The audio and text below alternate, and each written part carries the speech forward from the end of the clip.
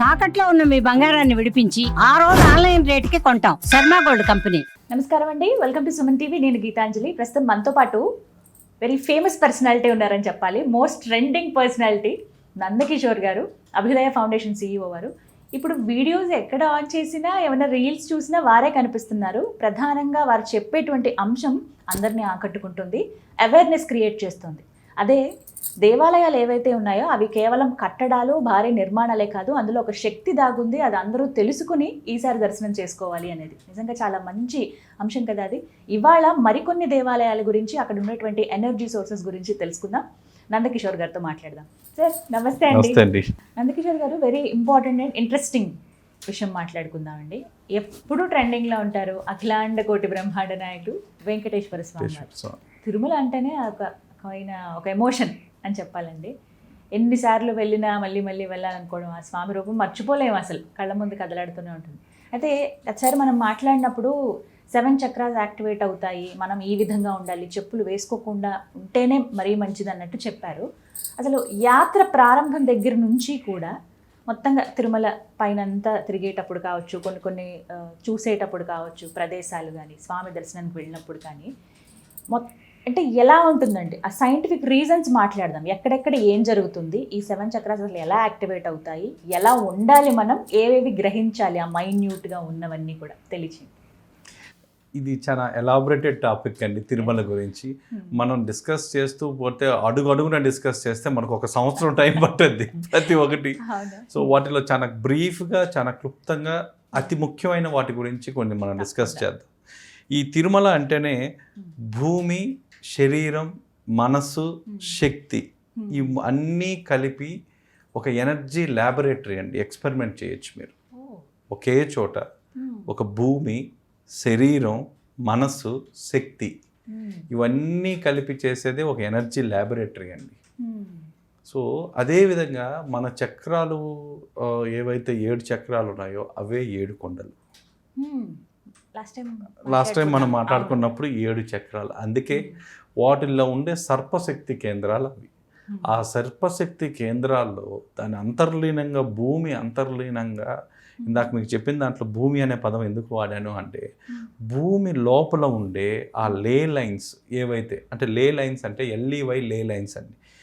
మన శరీరంలో నాడులు ఎలా ఉంటాయో భూమిలో కూడా ఆ విధంగా నాడులు ఉంటాయి. సో ఈ నాడులు, మన నాడులు, ఆ తర్వాత మన మనసు, మన శరీరం, వీటికన్నిటికీ ఒక ఎనర్జీ జరుగుతుందండి అక్కడ. ఇదంతా ఒక ల్యాబొరేటరీ అని చెప్పొచ్చు.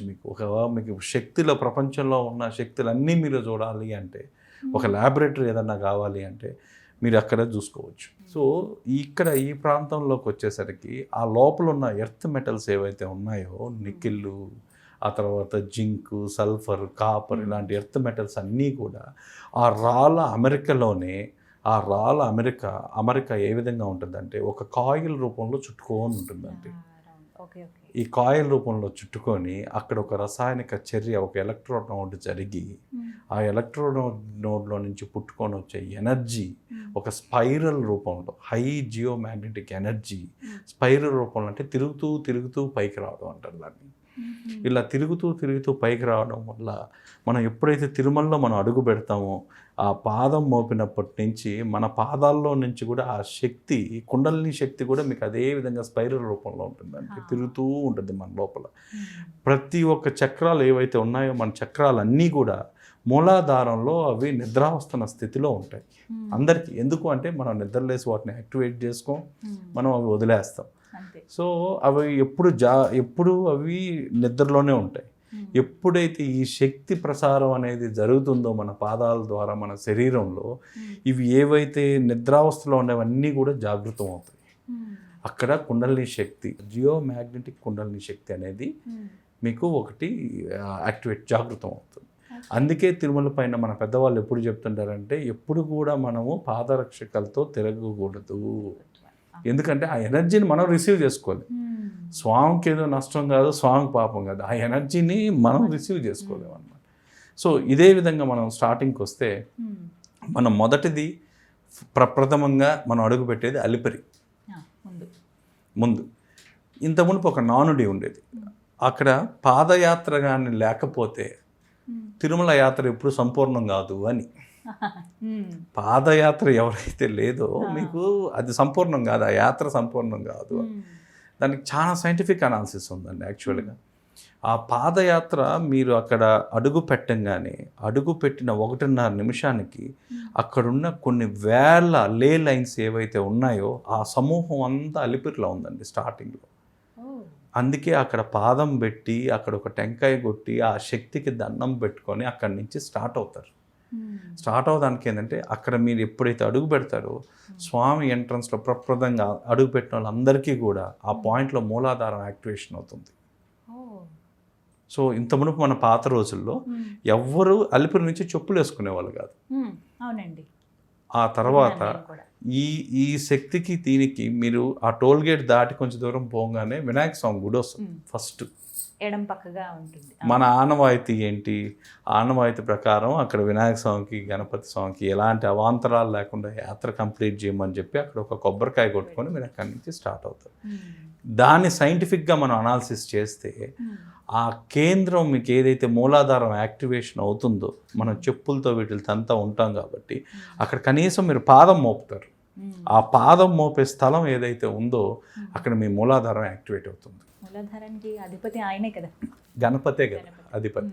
సో అతని దగ్గర అది యాక్టివేట్ చేసుకున్న తర్వాతే అంటే మీరు ఒక ప్రాసెస్ ప్రకారం పోవాలి అనుకుంటే ఫస్ట్ అక్కడికి వెళ్ళి మన మూలాధారాన్ని యాక్టివేట్ చేసుకొని తర్వాత మన యాత్ర మొదలు పెట్టాలి.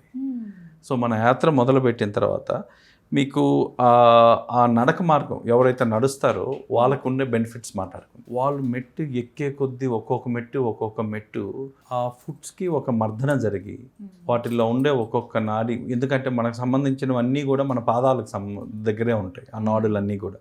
అవి ఒక్కొక్కటి యాక్టివేట్ అవుతూ అవి చిన్నగా పైకి వచ్చేసరికి స్పైన్ ప్లస్ నాడి స్టిమ్యులేషన్ జరుగుద్ది. సో వాళ్ళు మెట్లు ఎక్కే కొద్దీ ఒక్కొక్క చక్రం యాక్టివేట్ అవుతూ వాళ్ళకి ఆ నాడీ వ్యవస్థ మోకాలు మెట్టి దగ్గరికి వచ్చేసరికి సగం ముక్కాల భాగం పైన వాళ్ళ నాడీ వ్యవస్థ క్లీన్ అవుతూ వస్తుంది వాళ్ళకి తెలియకుండా. దాంట్లో ఉన్న అయాన్స్, దాంట్లో ఉన్న కెమికల్స్, ఆ గాల్లో ఉండేది ఒక్కొక్క అడుగు మీకు కరెక్ట్గా చెప్పాలంటే ప్రతి 0.5 కిలోమీటర్ కండి, ప్రతి 0.5 కిలోమీటర్కి ఒక్కొక్క సైన్స్ ఉంది. ఆ చెట్ల గురించి అక్కడ ఏర్పడిన మార్గం గురించి చెప్పాలి అంటే నిజంగా దాదాపుగా అదే 30 రోజులు పడుతుందండి. ప్రతి 1/2 కిలోమీటర్కి దాంట్లో ఉన్న సైన్స్ గురించి ఎక్స్ప్లెయిన్ చేయాలంటే కూడా అన్ని రోజులు పడుతుంది. అన్ని బెనిఫిట్స్, ప్రతి ఒక్కటి బెనిఫిటే. ఎక్కడి నుంచో మీకు అక్కడి నుంచి యాక్టివేషన్తో పాటు ప్యూరిఫికేషన్ కూడా జరుగుతూ ఉంటుంది ఎనర్జీ లోపల. మీలో ఉన్న ఆ నడక యాత్ర వల్ల దాన్ని అందుకే పెద్దవాళ్ళు ఎంత మునుపు ఏమనేవారంటే వాకింగ్ మెడిటేషన్ అనేవాళ్ళు. అదొక ధ్యానం. వాళ్ళ 4.5 గంట 5 గంటలు 6 గంటలు వాళ్ళు చేసే ప్రయాణం ఏదైతే ఉందో వాళ్ళు ఒక ధ్యానంతో ధ్యానం చేస్తే ఎన్ని సిద్ధులు అయితే వస్తాయో ఒక వాకింగ్ చేస్తే అన్ని వస్తాయి. అన్ని ప్యూరిఫికేషన్స్ జరుగుతుంటుంది లోపల ప్యూరిఫికేషన్స్. సరే, ఇవన్నీ దాటి మీరు వస్తే మామూలుగా మన ఉన్న నానుడి రూల్ ఏంటంటే దాంట్లో ఉన్న తమ్ముళ్ళు మీరు స్నానం చేసిన తర్వాతే దర్శనం చేయాలి. ఎందుకు మనల్ని ఆ పుష్కరిణిలో స్నానం చేయమన్నారు? స్నానం చేస్తే ఎందుకు దర్శనం చేయమన్నారు? అద్భుతమైన సైన్స్ అండి అది మనకు చెప్పలేదు కానీ అద్భుతమైన సైన్స్. స్వామి పుష్కరిణిలో లోపల ఏదైతే ఉందో 8వ మెట్టు దాన్ని అష్టమ సోపానము అంటారు. ఈ మామూలుగా మీరు జాతకాల్లో కానీ ఎక్కడైనా సరే 8th హౌస్లో ఉండే అతను ఎవరు అయ్యా అంటే శనేశ్వర భగవంతుడు ఉంటాడు. 8వ స్థానం ఆయనది. ఈ 8వ స్థానం ఆయన అయిన వల్ల ఆయన దానికి సంబంధించిన శని దోషాలు, ఏళ్ళనాటి శని వాళ్ళు కానీ, అష్టమ శని వాళ్ళు కానీ, అర్ధాష్టమ శని బాధితులు కానీ, వీళ్ళు ఎవరైనా సరే ఒక్క నిమిషం ఆ పుష్కరిణిలో ఆగి వాళ్ళు ప్రార్థన చేసుకొని ఆ నీళ్లతో వాళ్ళకు అనుమతిస్తే స్నానం లేదా ప్రోక్షణ చేసుకున్న ఆ 2 నిమిషాల వ్యవధి టైము ఆ 8వ మెట్టు మీద నిలబడిన శని బాధల నుంచి నివృత్తి కలగదు. సాక్షాత్తు భగవంతుని మీరు చూడాలి అంటే ఏదో నేరుగా పోయి ఫ్లైట్లలోనో కార్లలోనో పోయి దిగేది కాదండి. మనలో ఉన్న 72,000 నాడులు, 108 ఎనర్జీ పాయింట్స్, 6 చక్రాలు, వీటిని ప్యూరిఫికేషన్ చేసుకొని సాక్షాత్తు మన కళ్ళ ముందు తిరిగే భగవంతుడి దగ్గరికి వెళ్ళాలంటే ఇవన్నీ ప్యూరిఫై అయితే కానీ భగవంతుడి దగ్గర దర్శనం, మీకు దాని యొక్క అనుగ్రహం కలగదు. సో మనం రూల్స్ అన్నాం, కానీ రూల్స్ కాదు, ఇది సైన్స్. ఇది ప్రతి ఒక్కటి సైన్స్. మీకు అక్కడ ఎప్పుడైతే పుష్కరంలో ఉంటారో మీ థొరాసిక్ రీజియన్లో T8 T12 అని ఉంటాయండి. మనకు జనరల్గా ఈ శని భగవంతుని బాధలు పడే వాళ్ళకి ఎక్కువ వెన్నుముక ప్రాబ్లమ్స్, టైం లూప్ అండి. మీకు ఏదన్నా ఉన్న వాళ్ళు ఒక లూప్లో ఉంటారు, అక్కడక్కడే తిరుగుతూ ఉంటారు. రెండోది ఆ ఎండమామిలాగా ఏదో కనిపిస్తుంది, ఏదో ఉంది కదా అని పరిగెత్తారు, లాస్ట్కి పరిగెత్తిన శ్రమ మిగలద్దే కానీ ఫలితం ఉండదు. ఈ లూప్ నుంచి తప్పించుకోవాలంటే ప్లస్ ఈ స్పైన్లో ఉన్న ఇష్యూస్ ఏదన్నా, స్పైన్ దానిలో వల్ల కలిగే ఏదైనా ఆరోగ్య బాధలు ఏదన్నా ఉన్నా రెమెడీ వచ్చి 8th స్టెప్.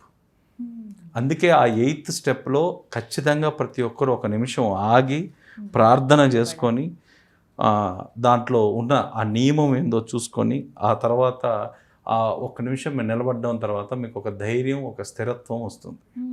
ఆ శని భగవంతుడు అక్కడ మిమ్మల్ని అలా అనుగ్రహిస్తాడు. ఆయన ఎంత బ్యాడ్ పొజిషన్లో ఉన్నా మీకు ఇది పరివర్తన, అతను పరివర్తన చెందే ప్రదేశాలు ఏదన్నా ఉందంటే ఈ 8వ మెట్టు. ఈ 8వ మెట్లో ఆ తర్వాత మీకు శరీరం, మనసు 2 సమతుల్యత వస్తాయండి. ఇక్కడ మీరు స్నానం చేసి బయటికి రాగానే సో అది అయిపోయిన తర్వాత మీకు దర్శనం స్టార్ట్ అవుతుంది.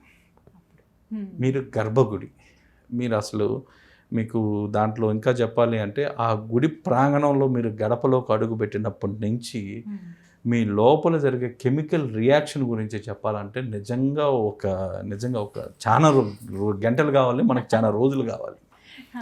ప్రతి ఒక్కటి ఒక్కొక్క స్టెప్ అండి. ఆ స్టెప్ వైజ్ ప్యూరిఫికేషన్ జరుగుతూ ఉంటుంది. ఆ ప్యూరిఫికేషన్ మీరు అవ్వే కొద్దీ ముందుకు వెళ్తూ ఉంటారు. ఎప్పుడు ఆ తర్వాత స్నానం చేయగానే చూడండి మీకు కుడి సైడ్ వరాహస్వామి ఉంటారు. సో మా శాస్త్రాల్లో కూడా ఇది కూడా ఉంది. ముందు వరాహస్వామిని చూసిన తర్వాత వరాహస్వామి, వెంకటేశ్వర. సో ఫస్ట్ ఆయన దగ్గర ఎందుకు అంటే అక్కడున్న నిఖిల్ యొక్క కింద భూవరాహస్వామి కింద ఉండే ఎర్త్ లోపల ఉండే నిఖిల్ ఆ మెటల్ ఎక్కువ ఉండడం వల్ల, ఆ జియోమాగ్నెటిక్ వాల్యూ చాలా ఎక్కువ ఉండడం వల్ల మీరు ఇక్కడ ఈయన వరాహస్వామిని జ్యోతిషపరంగా ఉండొచ్చు వాటి ఫలితాలు, కానీ సైంటిఫిక్గా మీరు అక్కడ నిలబడి అతనికి ఒక దర్శనం చేసుకొని హారతి తీసుకోవడం వల్ల ఏదైతే మీరు 5 నుంచి 9 నిమిషాలు మీరు ఆ గుడిలో స్పెండ్ చేస్తారో మీరు అక్కడ మూల విరాట్ దగ్గర మీకు వచ్చే శక్తి ఏదైతే ఉంటుందో ఆ శక్తిని పొందేందుకు ఒక అర్హత వస్తుందండి. బాడీని, మైండ్ని అక్కడ ప్రిపేర్ చేసే స్థలం ఏదన్నా ఉంది అంటే అది వరాహస్వామి గుడి. అందుకే మిమ్మల్ని ఫస్ట్ వరాహస్వామి దగ్గరికి వెళ్ళి మీరు అక్కడ లైన్లో ఉన్న హారతి తీసుకున్న తర్వాత దర్శనానికి ఎందుకు వెళ్ళాలి అంటే డైరెక్ట్గా భగవంతుణ్ణి మన మానవ శరీరంతో మనం చూడలేము, ఆ శక్తిని మనం తట్టుకోలేము. ఆయన దగ్గర నుంచి వచ్చేది ఆ శక్తిని మీకు తట్టుకోవాలన్నా, ఆ శక్తిని మీరు గ్రహించాలన్నా ఏదన్నా ఒక శక్తి కేంద్రం ఉంది అంటే అది వరాహస్వామి. ఈ వరాహస్వామి దగ్గర మీరు నిలబడి చేసినట్టయితే మీకు అక్కడికి వెళ్ళడానికి మీకు ఒక అర్హత అనేది వస్తుంది. అంటే మీకు కెపాసిటీ వస్తుంది. కరెక్ట్గా అర్హత అంటే అది వేరే విధంగా పోద్దేమో, మీకు ఒక కెపాసిటీ వస్తుంది.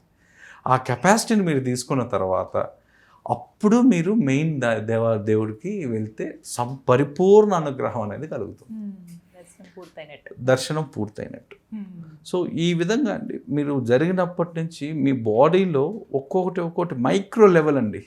మీకు చెప్పాలంటే నర్వ్ కూడా యాక్టివేట్ అయ్యే ప్లేసెస్ తిరుమల. నర్వ్ కొన్ని లక్షల నర్వులు, కొన్ని వేల నాడులు ఉన్న దీంట్లో శరీరంలో ప్రతి ఒక్కటి యాక్టివేట్ అయ్యే ప్లేస్ అది.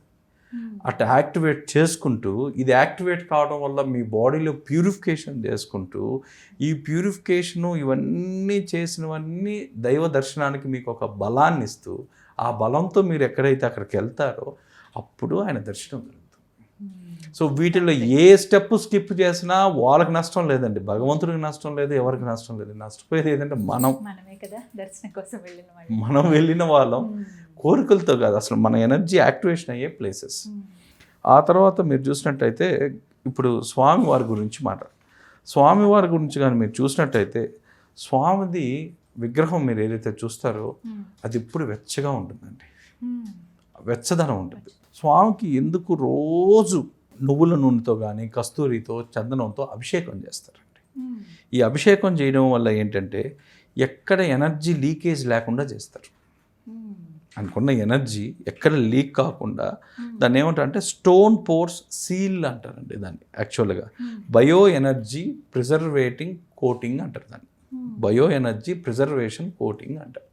ఎక్కడ కానీ స్వామిది మనకి ఆ ఎనర్జీ లీక్ కాకుండా స్వామి విగ్రహం పైన హోల్స్ లేకుండా ఉండేదానికి ఈరోజు ఇవి పోయడం వల్ల ఇవన్నీ ఏం చేస్తాయంటే ఒక కెమికల్ రియాక్షన్ ఇచ్చి దాన్ని ప్రొటెక్ట్ లాగా చేస్తుంది. మన కారుకి మనం ఎలా అయితే చేసుకుంటామో టెఫ్లాన్ కోటింగ్ కానీ ఇలాంటివి, అలాంటి ఒక కోటింగ్ లాగా అనమాట, ఒక అభిషేకం. అందుకే ఆ ఫలానా ద్రవ్యాలతో మాత్రమే చేస్తారు. ఆ ద్రవ్యాల్లో వాటితో కూడా చేస్తారు ఖచ్చితంగా. ఎందుకు అంటే అది ఒక శక్తి కేంద్రం కాబట్టి, ఆ శక్తి కేంద్రానికి ఆ శక్తిని కాపాడాలంటే ఇవన్నీ జరగాలి కాబట్టి సో వీటన్నిటినీ చేస్తూ వస్తారు. ఆ తర్వాత మీకు లాస్ట్కి వచ్చేసరికి మీ దర్శనం అయిపోయిన వెంటనే ప్రతి ఒక్కరూ చేయాల్సింది ఏంటంటే పాపనాశనానికి వెళ్ళాలి.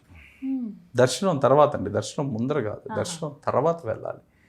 దర్శనం తర్వాత వెళ్తే ఇక్కడ మీకు చెప్పేది ఏంటి అంటే మీ పాపాలన్నీ నాశనం చేసే ప్రదేశం ఏదన్నా ఉంది అంటే అది పాపనాశనం. అసలు పాపం అంటే ఏంటి? మన శరీరంలో మన ఆత్మతో పాటు ఎన్నో రోజుల నుంచి ఒక క్రానికల్ స్ట్రెస్ అంటారండి దాంట్లో సైంటిఫిక్గా. Stress it's nothing but A Chronicle stress. అది ఆ క్రానికల్ స్ట్రెస్ మీ బాడీలో నుంచో మీ ఆత్మ నుంచో దాన్ని వేరు చేయాలి అంటే ఆ జలపాతంలో నుంచో వాటర్లో హై వాటర్ ఎలిమెంట్స్ ఎనర్జీ ఉండడం వల్ల ఆ ఎనర్జీ మీ మీద పడడం వల్ల ఆ పాపం ఏదైతే ఉందో అది బ్రేక్ అవుతుంది. అది ఇట్స్ ఎ క్రానికల్ స్ట్రెస్ అండి, nothing but A Chronicle stress. ఆ పాపనాశనం చూసుకున్న తర్వాత అందరూ చూడడానికి శిలాతోరణం వెళ్తుంటారు, కానీ శిలాతోరణం అది అసలు అద్భుతం అండి. It's a gateway to God. మన దేవతలందరికీ అది గేట్వే. దాంట్లో నుంచే మీరు కానీ చూసినట్లయితే రాత్రుల్లో ఏదైతే మిస్టరీ ఉందో ఆ శిలాతోరణం మార్గం ద్వారా దేవతలు అందరూ వచ్చి స్వామిని నేరుగా గర్భగుడికి వెళ్ళి ఆయన్ని ప్రార్థన చేసుకొని వెళ్తారు. ఏకాంత సేవలో కూడా ఇంత మునుపు చెప్పినట్లయితే దేవతలు వచ్చి ఆరాధిస్తారు అంటారు. ఈ దేవతలకి ఎక్కడ గేట్వే అంటే శిలాతోరణం అండి. శిలాతోరణం నుంచి గర్భగుడి దాకా ఒక శక్తి ప్రసార కేంద్రంగా ఒక లైన్ వెళ్తూ ఉంటాయండి. ఆ శక్తి ప్రసారం అవుతూ ఉంటుంది కంటిన్యూస్గా.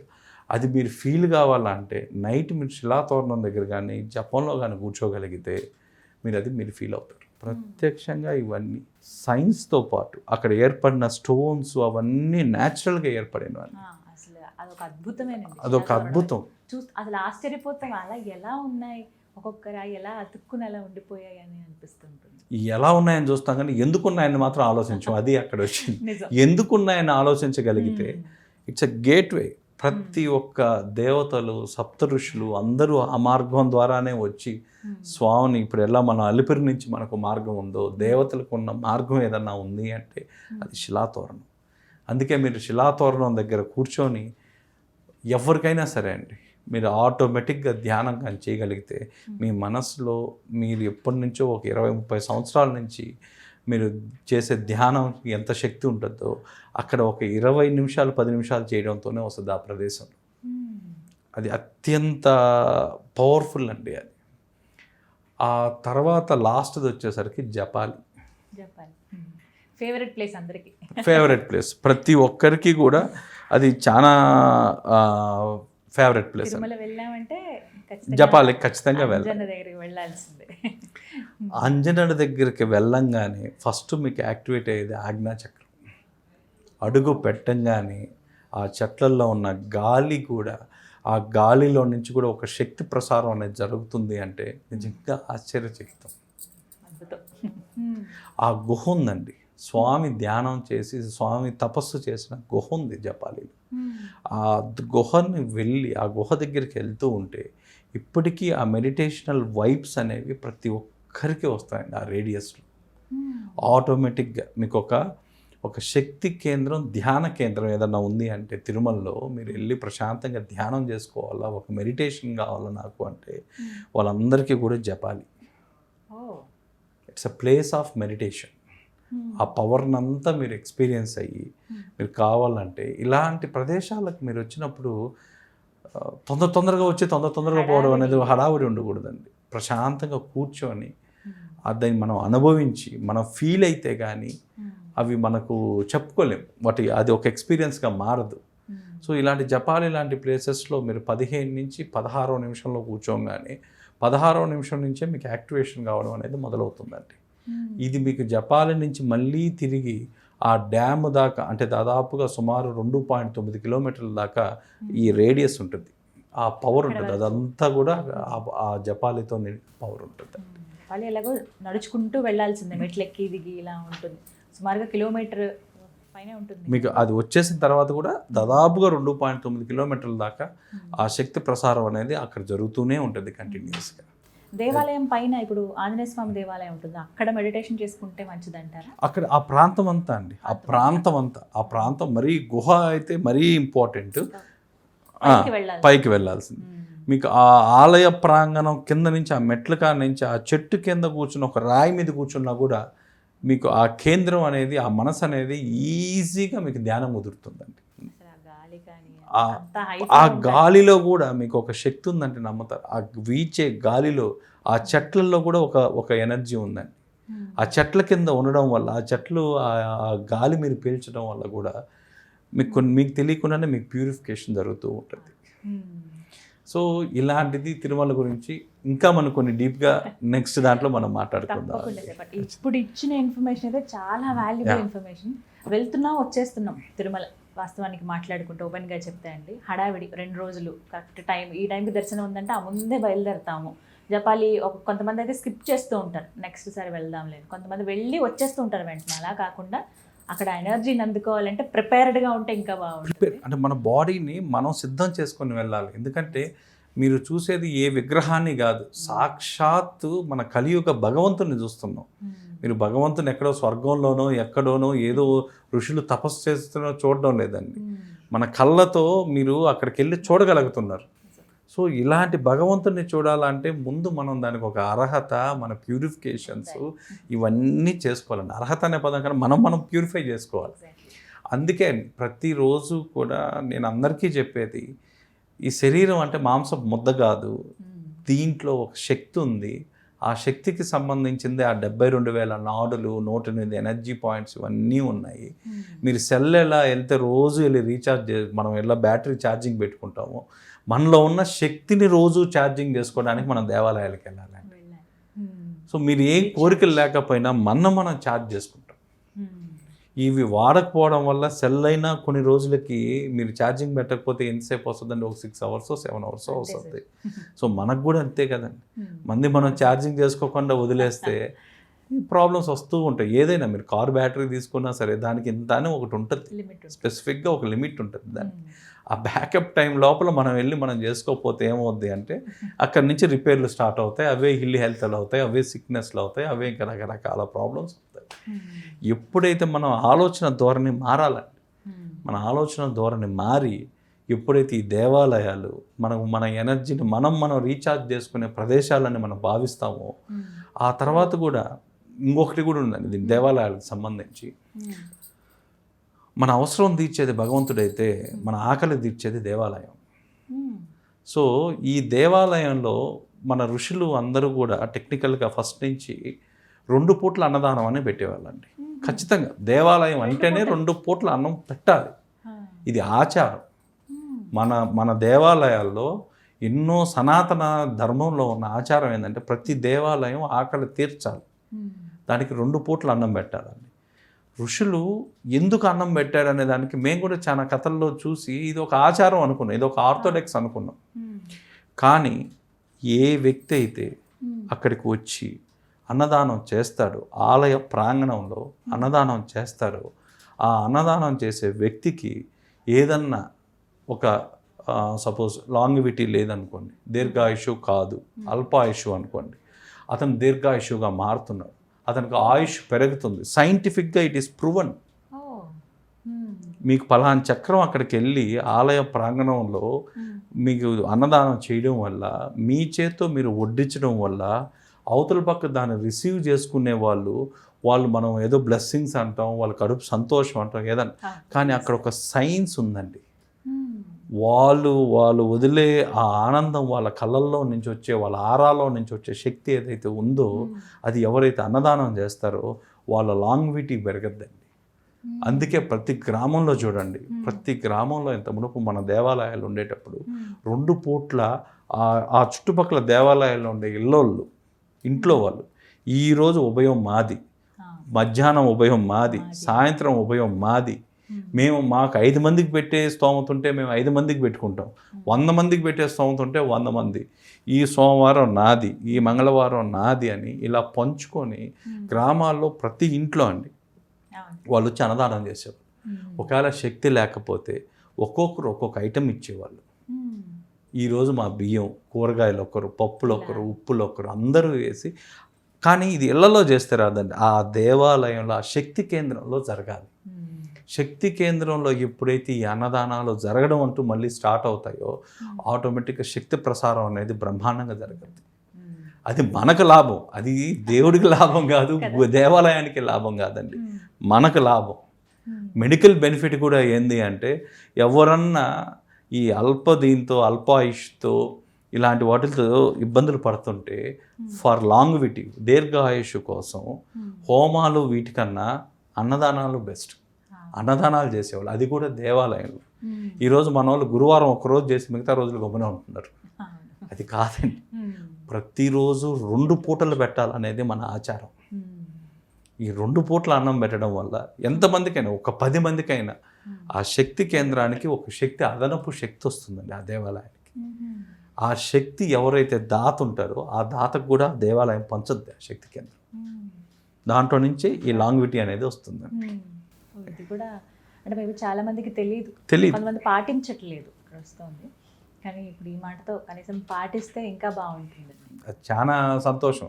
మన దేవాలయాలు ఎక్కడైతే ఉన్నాయో 5 మందికి పెట్టగలగండి చాలు. ఆర్భాటంగా 10 ఐటమ్స్ పెట్టబడలేదండి, వాళ్ళ కడుపు నింపడానికి ఎంత అవసరమో అంత పెట్టండి చాలు. కనీసం అది కానీ జరగగలిగితే అందరూ కూడా మన దేవుడికి మనం ఎలా అయితే మన పూజా సామాగ్రి తీసుకెళ్తామో ఇలా వంట సామాగ్రి కూడా దేవాలయంలో తీసుకొని వచ్చి అందరూ ఒక సమూహంగా ఏర్పడి ఈ అన్నదానం చేయడం వల్ల, ఆ దేవాలయంలో మనం అన్నదానం తినడం వల్ల కూడా దాంట్లో ఉన్న చాలా మెడికల్ వాల్యూస్ ఉన్నాయి. సో ఈ విధంగా మన వాళ్ళు అప్పట్లో ఇది ఒక పరిహార కాండలో మీకు రాసుంటారండి, అన్నదానాలు చేయడం వల్ల సో వాళ్ళ ఆయుష్ పరిపూర్ణ ఆయుష్గా మారుతుంది. వాళ్ళకి మధ్యలో ఈ అడ్డంకులు కానీ ఏదో జ్యోతిష్యపరంగా చూసుకుంటే వాళ్ళకి చాలా షార్ట్ లైఫ్ ఉండడం, ఇలాంటివన్నీ కూడా వీటికి ఒక రెమెడీ ఏదన్నా ఉంది అంటే దేవాలయంలోకి వెళ్ళి అన్నదానం చేయడం. అర్ధాయుష్ ఉన్న వాళ్ళు గండం, ఈ గండాలు ఏవైతే ఉంటాయో ఈ గండం నుంచి తప్పించుకోవాలా అంటే వాళ్ళకు ఉన్న ఒకే ఒక రెమెడీ ఏంటంటే అన్నదానం.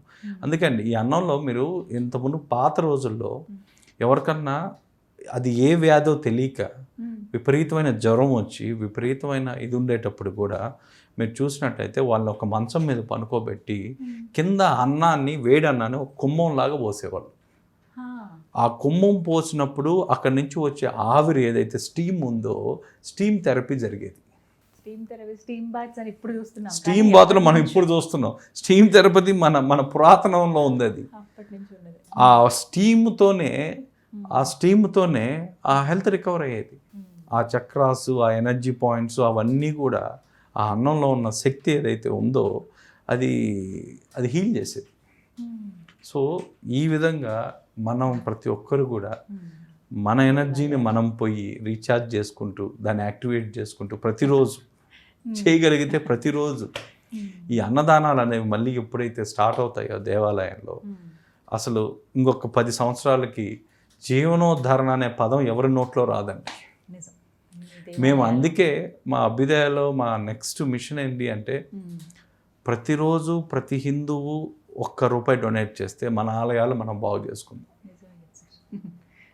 ప్రతిరోజు ప్రతి హిందూ ₹1 డొనేట్ చేయగలిగితే ఏవైతే మన పురాతనంగా మిగిలిపోయాయో, ఏవైతే మనం పూజలు చేయకుండా ఆపేసామో ఆ దేవాలయాలన్నీ మనం జీవనోద్ధారణ చేసుకుంటాం.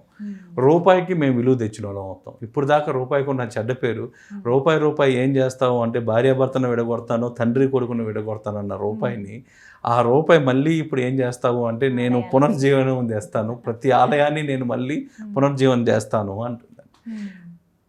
ఇది మా అభ్యుదయ మిషన్ అయితే ఇది అండి. బట్ అది త్వరలో నెరవేరాలని కోరుకుంటున్నానండి. అంటే చాలా మంది ఎన్నో రకాల థాట్స్ తో వస్తారు, అవును, బట్ ఇది చాలా యూస్ఫుల్ థాట్ యూస్ఫుల్. చెప్పాలంటే. అందులో అది పెద్ద కష్టం కూడా కాదు ప్రతి ఒక్కరికి. ఒక రూపాయి అనేది ప్రతిరోజు మన శక్తి కేంద్రాల్ని మనం పునర్జీవనం తెచ్చుకోవడం అనేది, ఎందుకంటే మనం పూజలు చేయక మనం దేవాలయాలకు పోకే అవి ఆ స్థితికి వచ్చాయి. వాటి కారకులు అంటే ఎవరో వాళ్ళు వీళ్ళు కాదండి, మనమే కారకులు. కాబట్టి మనం చేసిన తప్పుని మనమే సరిదిద్దుకుందాం. ఒక్క రూపాయితో చాలు. మంచి కాన్సెప్ట్. ధన్యవాదాలు. థ్యాంక్స్.